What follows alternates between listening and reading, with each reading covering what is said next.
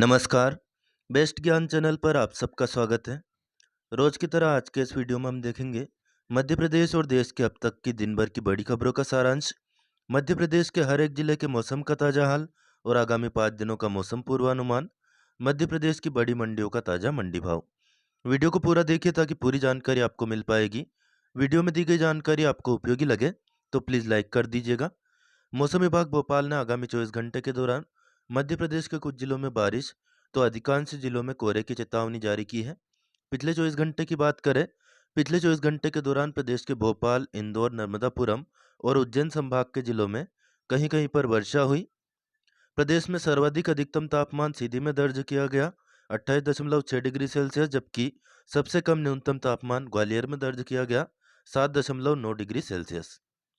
वर्षा के प्रमुख आंकड़े सेंटीमीटर में देखें तो पिछले 24 घंटे के दौरान रहट गांव में 1 सेंटीमीटर और टिमरनी में 1 सेंटीमीटर बारिश हुई है। 9 जनवरी 2024 की सुबह तक आगामी 24 घंटे के दौरान जिन जिलों में कहीं कहीं पर वर्षा, गरज चमक या वज्रपात का अनुमान है वे जिले हैं भोपाल, रायसेन, राजगढ़, विदिशा, सीहोर, सागर, हरदा, रतलाम, उज्जैन, मंदसौर, नीमच, शिवपुरी, ग्वालियर, मुरैना और श्योपुर कला जिले। प्रदेश के शेष सभी जिलों में मौसम शुष्क रहने की संभावना है। मौसम विभाग ने जिन जिलों में कहीं कहीं पर गरज चमक और वज्रपात की चेतावनी जारी की है वे जिले हैं सीहोर, भोपाल, रतलाम, शिवपुरी और ग्वालियर जिले। जिन जिलों में कहीं कहीं पर हल्के से मध्यम कोहरा, दृश्यता 200 से 800 मीटर रहने की संभावना है वे जिले हैं सीधी, रीवा, मोहन, सतना, छतरपुर, टीकमगढ़, निवाड़ी, सीहोर और भोपाल जिले। जिन जिलों में कहीं कहीं पर दृश्यता 50 से 500 मीटर तक रहेगी वे जिले हैं ग्वालियर, गुना, शिवपुरी, अशोकनगर, दतिया, भिंड, मुरैना और श्योपुर कला जिले। मौसम के आगामी 2 दिनों के दृष्टिकोण की बात करें, न्यूनतम तापमान में 2 से 3 डिग्री सेल्सियस की गिरावट की संभावना है। 9 जनवरी की सुबह तक भोपाल और उसके आसपास के इलाकों में आकाश में आंशिक रूप से बादल छाए रहेंगे। कोहरे की भी संभावना है। 8 से 10 किलोमीटर प्रति घंटा की औसत रफ्तार से हवा चलेगी। अधिकतम तापमान 24 डिग्री जबकि न्यूनतम 14 डिग्री सेल्सियस के आसपास रहने की संभावना है। अब देख लेते हैं आगामी 5 दिनों का मौसम पूर्वानुमान। 8 और 9 जनवरी की बात पहले ही कर चुके हैं। अब बात करेंगे 10, 11 और 12 जनवरी की। 10 से 12 जनवरी तक भोपाल, विदिशा, रायसेन, सीहोर, राजगढ़ और नर्मदापुरम में मौसम शुष्क रहेगा। 10 तारीख को बैतूल में कहीं कहीं पर बारिश हो सकती है। हरदा जिले में भी 10 से 12 तारीख तक मौसम शुष्क रहेगा।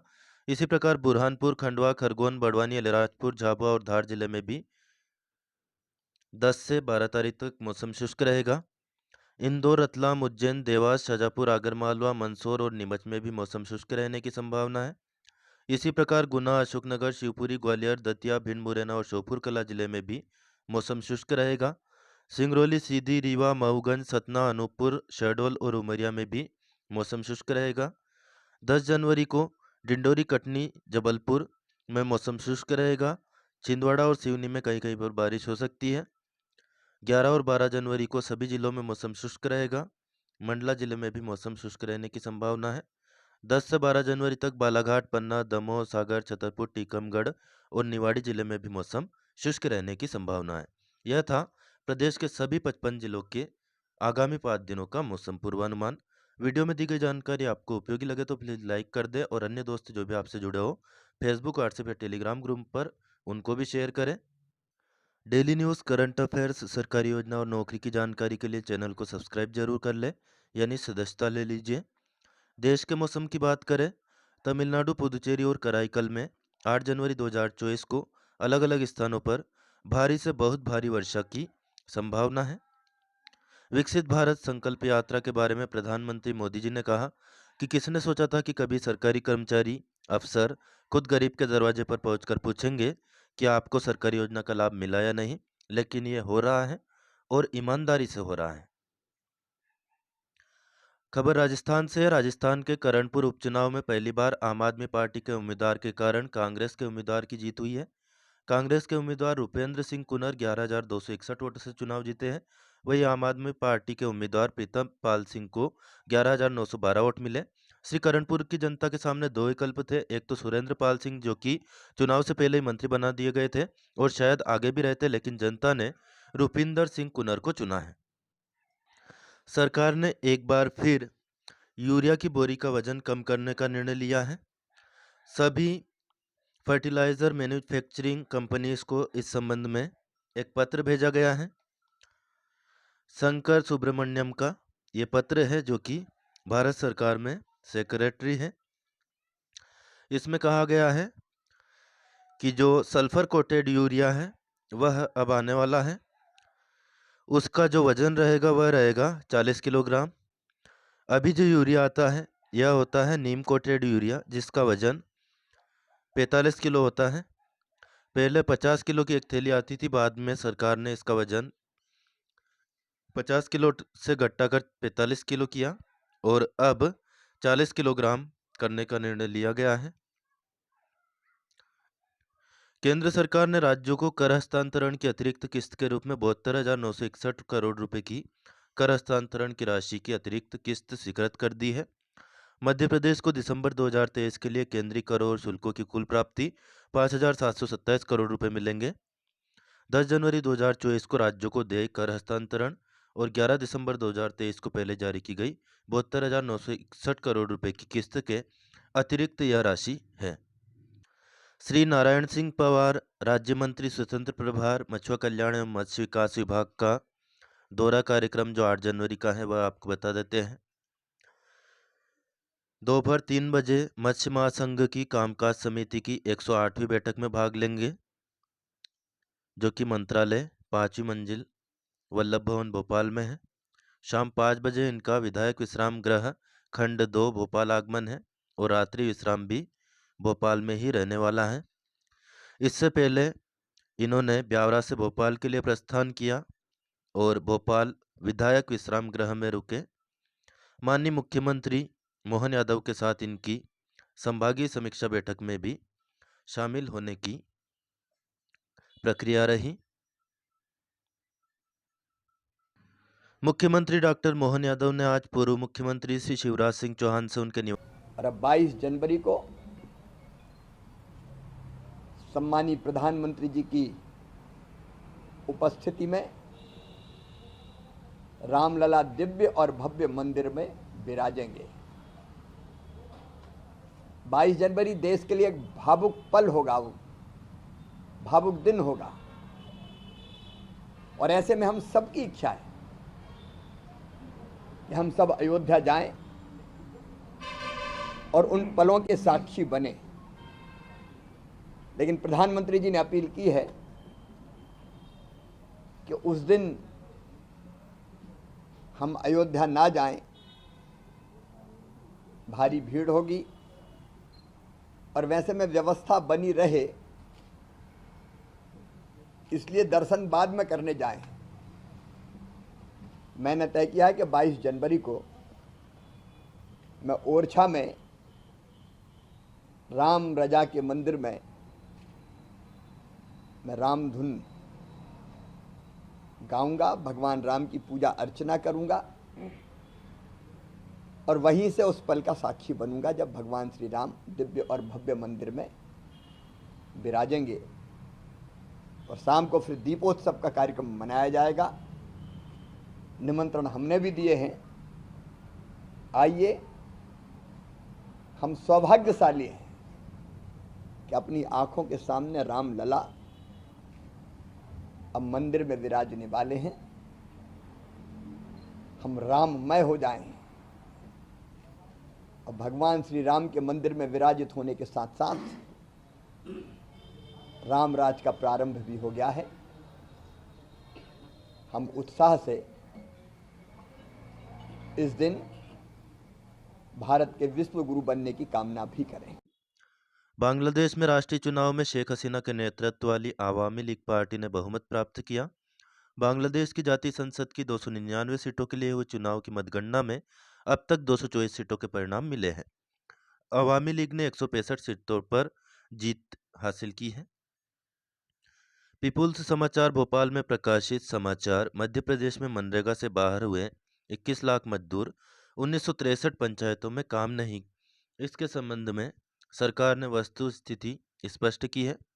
इसमें कहा गया है कि सत्यापन के कारण यह आंकड़े प्राप्त हुए हैं और उसी के कारण से जो फर्जी परिवार थे उनको हटाया गया है और भी बहुत सारे कारण रहे जिसके कारण सक्रिय जॉब कार्ड की संख्या और सक्रिय श्रमिक कम हुए हैं। मुख्य कारण रहा हितग्राहियों के एक से अधिक जॉब कार्ड होना, परिवार का विभाजित होना, विवाह होना आदि। डबल इंजन की सरकार में एक और विसंगति देखने को आ रही है। मजदूरी मद के अंतर्गत 1 नवंबर 2023 से आज दिनांक 7 जनवरी 2024 तक कुल राशि 428 करोड़ रुपए का भुगतान भारत सरकार से राशि जारी नहीं होने से अभी भी लंबित है। इसी प्रकार वर्तमान वित्तीय वर्ष का कुल राशि 444 करोड़ का सामग्री भुगतान भी लंबित है, जिस हेतु भारत सरकार से राशि प्राप्त होना शेष है। इस हेतु एसीएस तथा परिषद स्तर से राशि की मांग हेतु उपयोगिता प्रमाण पत्र सहित भारत सरकार से निरंतर समन्वय किया जा रहा है। प्रशासकीय मद अंतर्गत राशि की पात्रता के विरुद्ध केवल 273 करोड़ रुपए प्राप्त हुए थे। तो यह सब कारण यहाँ पर बताए गए हैं। बेरुंदा से पूर्व मुख्यमंत्री शिवराज सिंह चौहान का एक बयान सामने आया है, जो कि विवादों में आ सकता है। इन्होंने कहा है कि नगाड़े ढोल वगैरह आप चाहे जितना बजाएं, जो भी होगा मैं देख लूंगा। जबकि मुख्यमंत्री मोहन यादव स्पष्ट निर्देश है कि डीजे वगैरह ज़्यादा आवाज़ में नहीं बजने चाहिए। मुख्यमंत्री डॉक्टर मोहन यादव ने हाल ही में उज्जैन में शिप्रा शुद्धिकरण के संबंध में समीक्षा बैठक की महत्वपूर्ण निर्देश दिए। जो प्रमुख निर्देश है वह आपको बता देते हैं। सीवरेज एवं नालों का दूषित पानी शिप्रा नदी में न मिले, इसके लिए उज्जैन एवं इंदौर के अधिकारी प्लान तैयार करें। नदी संरक्षण एवं पुनर्जीवन के लिए विशेषज्ञों की राय ली जाए। दूषित पानी के नाले एवं सीवरेज का पानी रोकने के लिए सावेर, रामवासा, पंथ पिपलई, राघू पिपलिया में स्टाम्प डैम बने और यहाँ वाटर ट्रीटमेंट प्लांट भी लगाए जाएं। इसके अलावा स्टाप डैम का रखरखाव, मरम्मत का कार्य एवं आवश्यकता पड़ने पर उसकी ऊंचाई बढ़ाने की बात कही गई। कान्ह नदी पर पक्का डैम बनाने का प्रस्ताव है। इसके लिए सदावल में पंपिंग स्टेशन है, पानी को स्टाप डैम की ओर डाइवर्ट किया जाए। शहर में टाटा प्रोजेक्ट अपना कार्य समय पर पूरा नहीं कर रहा है, उनके कार्यों की पुनः समीक्षा की जाए। नरसिंह घाट में किसी भी स्थिति में गंदगी इकट्ठी न हो, अन्यथा वह रामघाट तक प्रभावित होगी। गोंदिया ट्रेचिंग ग्राउंड में एक ही जगह कचरा डंप होने से आसपास के 5 गांव में पेयजल पीने योग्य नहीं रह गया है। वर्तमान में नई नई टेक्नोलॉजी आ गई है, आवश्यकता है कि नई टेक्नोलॉजी द्वारा कचरा अपशिष्ट प्रबंधन करें। वर्तमान में नगर निगम के अपशिष्ट पदार्थ एवं इंडस्ट्री के दूषित पानी को रोकने का प्लान तैयार करें और इसके लिए कार्य योजना बनाकर भेजें। सर्वोच्च न्यायालय ने 2002 के बिल्किस बानो मामले के 11 अभियुक्तों की सजा में छूट देने के गुजरात सरकार के फैसले को रद्द किया। 2002 के दंगों में बिल्किस बानो 5 महीने की गर्भवती होने के दौरान सामूहिक बलात्कार की शिकार हुई थी।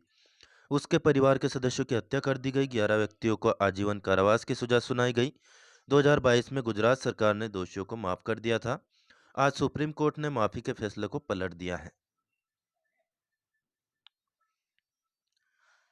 इनाम पोर्टल पर ऑनलाइन बेचे कृषि उपज, इसके लिए वेबसाइट है inam.gov.in। होम पेज पर रजिस्ट्रेशन का ऑप्शन है, उस पर क्लिक करके ईमेल एड्रेस डालना है। एक टेम्परेरी लॉगिन आईडी आपके ईमेल एड्रेस पर दी जाएगी। इनाम वेबसाइट पर खुद को रजिस्टर करने के लिए इससे लॉगिन कर सकते हैं। केवाईसी डिटेल्स एवं अन्य जरूरी डॉक्यूमेंट्स अपलोड कर सबमिट करें। एग्रीकल्चर प्रोडक्ट मार्केट कमेटी की मंजूरी के बाद कृषि उपज की ट्रेडिंग आप उसमें शुरू कर सकते हैं। आज के ताज़ा मंडी भाव की बात करें, 8 जनवरी को शाजापुर में नई प्याज एक्स्ट्रा सुपर 1700 से साढ़े 1850 भाव रहा। सुपर प्याज 1500 से 1700, एवरेज प्याज 1200 से 1500, गोल्टा 1300 से 1500, गोल्टी 600 से 1000, छाटन 200 से 300। आलू का भाव रहा, पुखराज आलू 900 से 1100, गुल्ला 400 से 550, बारीक 150 से 250। एलआर आलू 1000 से 1100, गुल्ला 500 से 600 और बारीक 300 से 450। कृषि उपज मंडी समिति ब्यावरा में 7 जनवरी को गेहूं का भाव रहा 2400 से 2675, चना का भाव 4900 से 5105, सोयाबीन का भाव 3900 से 4725। तो सोयाबीन के भाव में धीरे धीरे बढ़ोतरी हमें देखने को मिल रही है। मक्का का भाव रहा 2050 से 2180, सरसों 4750 से 4910, मसूर 5,710 से 6,080 और धनिया का भाव रहा 5,000 से लेकर 6,710 रुपये।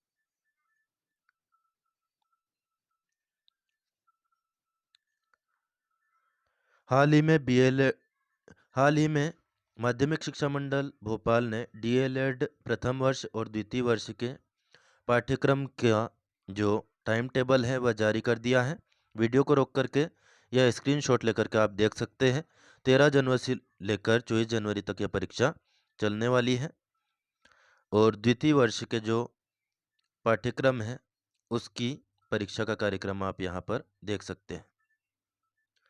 डेली न्यूज़, करंट अफेयर्स, सरकारी योजना और नौकरी की जानकारी के लिए बेस्ट ज्ञान चैनल को सब्सक्राइब जरूर कर ले, यानी सदस्यता ले लीजिए।